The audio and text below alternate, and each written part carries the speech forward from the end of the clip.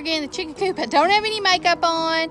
I'm just holding my camera, but I wanted to do an update on my garden, and I'll chit chat as I go. So let's get started. All right, so let's get right to it. I'm hardening off some of my tomato seedlings right there. I've been working on those in the greenhouse today. Not much is in my garden as far as plants right now, but let me show y'all some things. This is my flower bed, and after Snowmageddon, I thought I would have lost everything in this flower bed, but I actually have a lot of stuff coming back, and I'm so happy. Y'all know my garden club is doing a garden tour, and we are on the garden tour this year. So my husband and my son and I, we've been just working ourselves to death trying to get ready for that. My plates, I know they need to be straightened up, but we cleaned out this flower bed. We still have to mulch it, but we're just getting some things, kind of seeing the lay of the land, see what's going on, okay? I moved a lot of my bee balm to another spot in my garden because they actually got too tall for right here. So last year, so I wanted to move them, but I do have some more still coming up right there. I haven't planted out that little planter. We got a little lizard up there on top, but we're working on it. My deck's all cleaned off. We still have to power wash it, paint some chairs, that kind of thing. My parsley survived Snowmageddon. Look at that. Look how good that's doing. It's not real big, but it survived. That's something. I have some of my winter sowing. Some things are really coming along. That's hyacinth bean vine. I really need to get that out of there. And some things are just now starting to germinate. Compost pile, leaves. We cleaned out the chicken coop the other day. Added that to my compost pile, so it is working and making that great garden soil that I use. Also have a pile of wood chips that we get from the city. That's a lifesaver. I've been using a lot of that. My rose bush I cut back is coming back. This is called Pinata. So I was really pleased that it even survived. So yay. All right, I don't think my lemon tree is going to make it. So I found one at a local nursery that was a wonderful price. So I went ahead and purchased it, planted it, and then I also have some candlestick plants coming up from seed from last year right there. So that's good. My asparagus is coming out. My garlic is doing well. So that is good. Every day I come out here, there's more and more asparagus coming up. I was thinking I'd lost a lot of it, but even if I have, if any of it survived, it's better than none of it surviving. So I was really happy about that. All right, so this is a little project we did.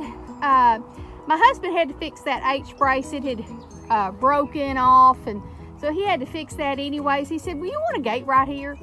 I said, sure, let's do a gate right there. So we had a gate. We pulled it out from the barn. This was a gate from our previous owners, though we've lived here since '95. So we put this gate in. My son helped me make this path. We had to move the rocks, but it's just big enough for their three-wheeler to get through, so they were happy. Though we have a huge gate over there that the whole tractor could fit through. I've got a Mexican petunia there that I've got to get planted. I've planted a few little things. Those are some cosmos, some trailing lantana. I've got a few little things sprouting up in here because I've been putting seeds in here all year long. So I'm just leaving it as is and not messing with anything so that I can tell what's seed and what is weeds. That is a peppermint twist rose bush, at least that's what we call it. My friend Sherry gave that to me, and it is coming back with gangbusters. I don't know if my lantana from last year is going to make it, but I'm going to leave it there for a while before I just completely give up on it. This is where I moved my bee balm to. It's back there along the back. Let's see how that does. Another trailing lantana. I've got some yarrow there coming up. Look, it's even got a bloom on it. So I've got lots of stuff coming up, so I'm just going to kind of see how that's working. All right, so this was another project my son and my husband did. This post right here had broken, and so the fence was leaning really bad, and I said, we got to get that cleaned up before we have my garden tour. So he said, you know, I've been wanting to put a gate in there anyway, so how about a gate right there? I said, that'll be perfect.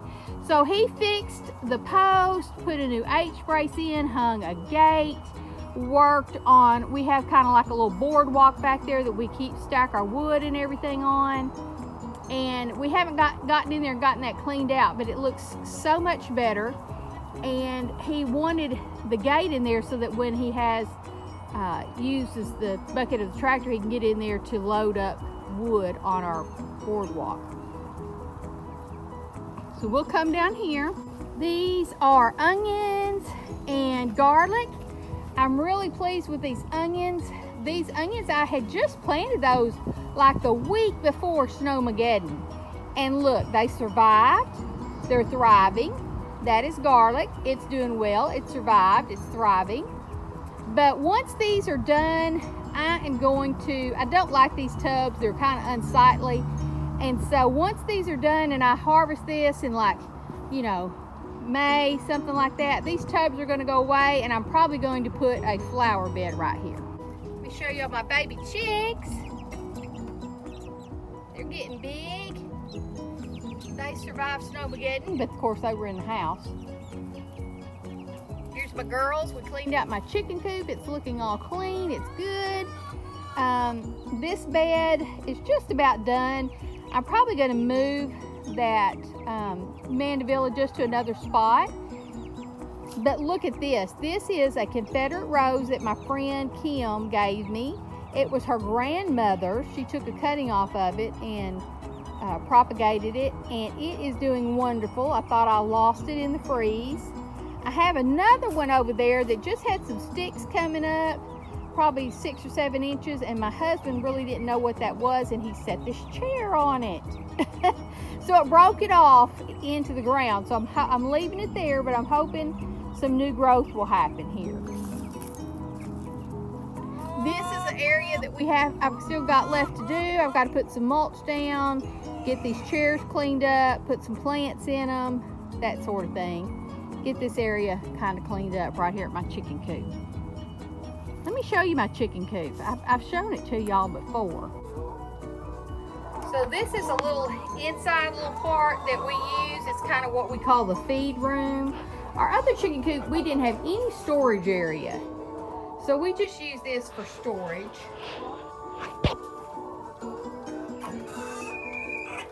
There's my girls in there.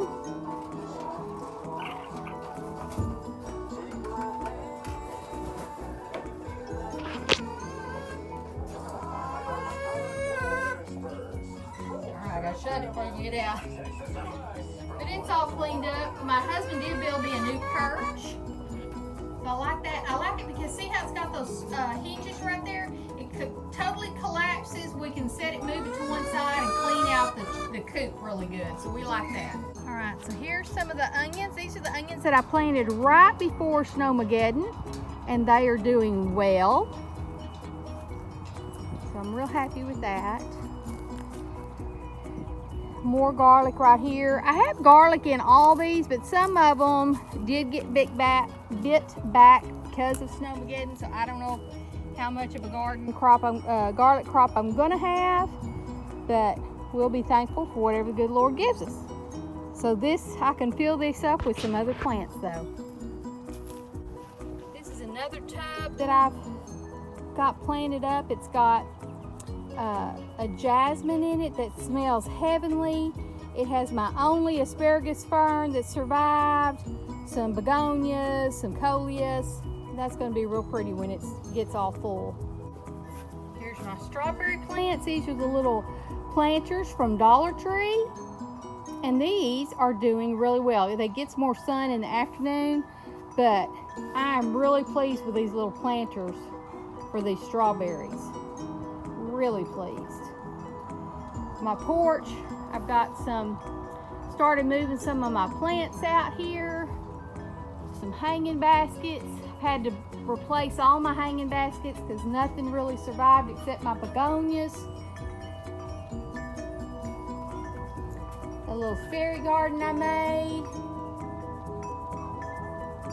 A little bird's nest I found. I love that bird's nest. Here's another little fairy garden. See, there's another little, I love bird nests. I save bird nests. Another fairy garden. Some more plants. This plant did survive for me for Snowmageddon. And look, it even has a bloom on it. See right there? That's its bloom. Very unusual. Here's another little tub that I've gotten planted. It's really starting to fill in. It looks good. All ready for Easter.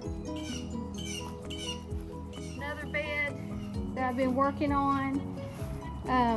I lost all my big ferns, so these are some replacement ferns, but they're, you know, not even an eighth of the size of the way my ferns used to be. But, you know, they'll perk up. Getting this going. Got a begonia in there, some coleus. I do have a hydrangea coming back right there. Some oak. I think it's called oak leaf ferns that I've planted. More coleus and stuff. Asparagus fern in there. All that's looking good, so it's kind of decorated and ready for Easter.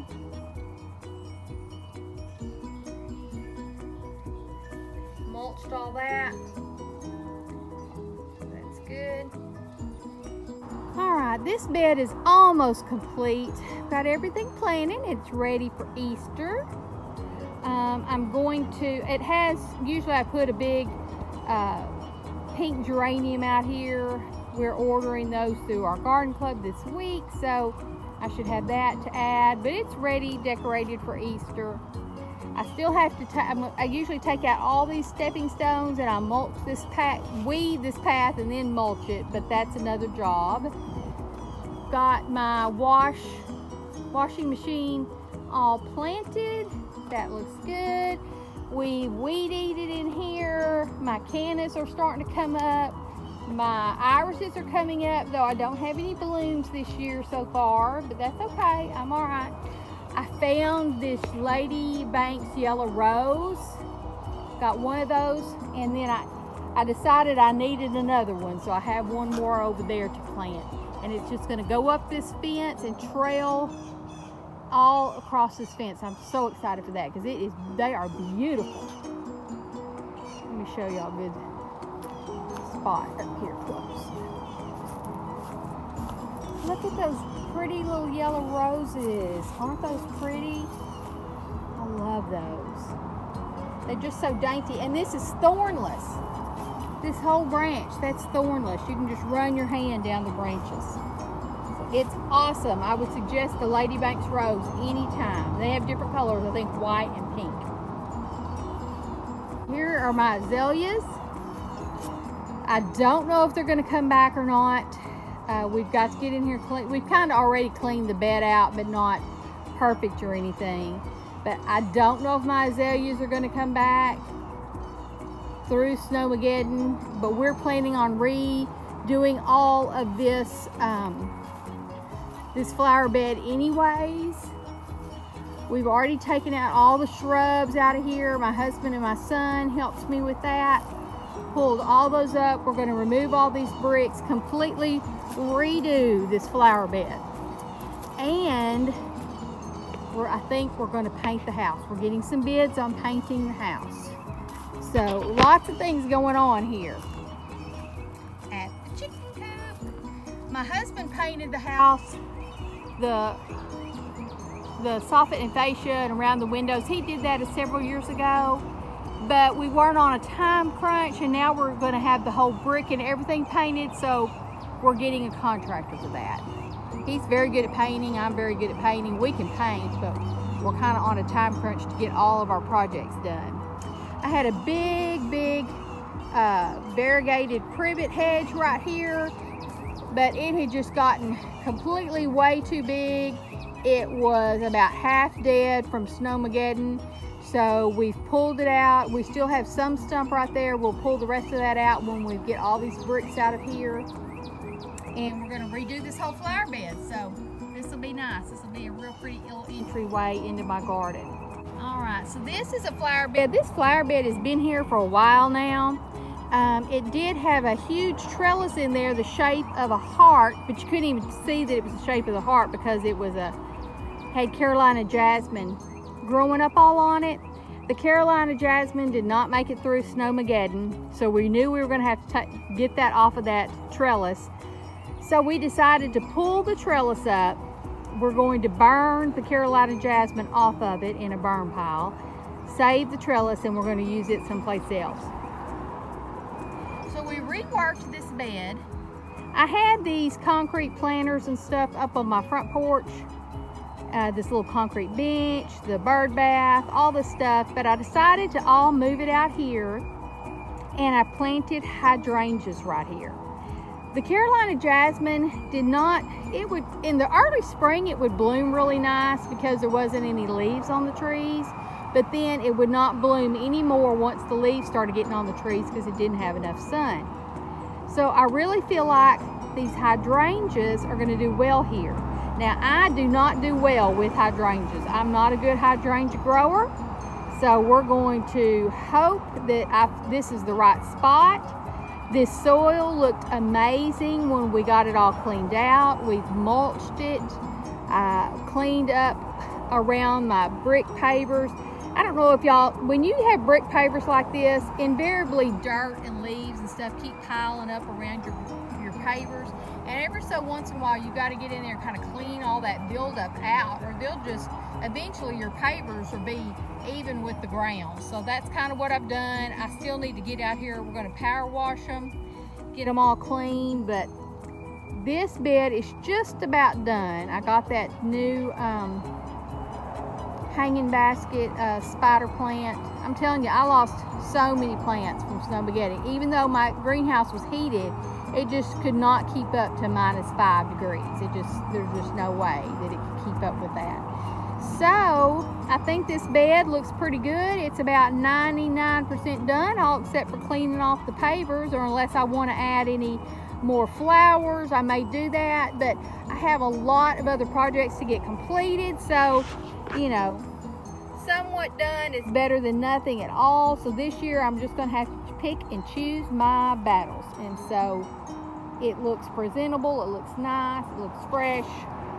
So I think I'm going to move on to something else. So now let me kind of show you our orchard area. This is a vitex tree, which is not an orchard tree, but I'm hoping that I did not lose that in the freeze.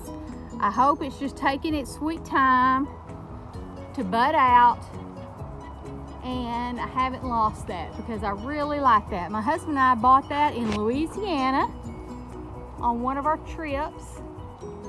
So every time I see it, I think about our trip to Louisiana. All right, so one of the other things I have to do, one of my projects, is I've got to get the weeds cleaned out. We always put new mulch around all the trees and kind of look over them, see if they need any pruning. So that's one of my jobs still left to do. I think my fig tree is going to make it, I think. This looks like some new growth right here. It's coming out. I'm hoping that's not old growth that got frozen. I'm gonna hope and pray this is new growth coming on and it's budding out. Oh, look, looks like I lost a limb right here.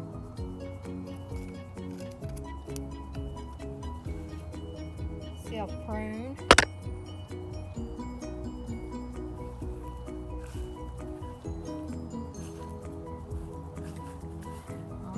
Here is an elderberry. It is looking good. It's looking really good. I'm real happy with this. We planted it, I can't remember if we planted it last year or the year before, but we actually got a few little elderberries off of it last year. So if I can get some more this year, I will be happy. All right, this is a peach tree, we have that little bit of growth on this peach tree. So some of this is probably going to get all pruned off. We'll leave it this year and see what happens. See if, you know, that is enough to sustain this tree. But we haven't done any pruning or anything yet. This peach tree is doing well. Got lots of new growth on it. Got a few little blooms. We may not get any fruit this year because of Snowmageddon, but you know, my tree's alive, it looks like, so I'm happy. Another elderberry.